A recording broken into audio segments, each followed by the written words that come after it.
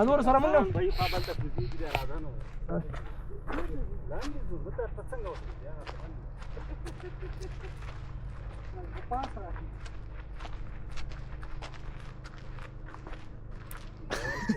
यार सही पूरा ما ویل که پاس راخیږي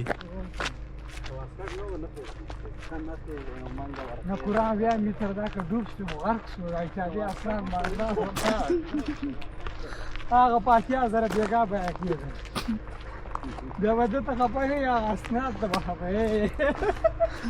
څوک ورسو حدیث راغله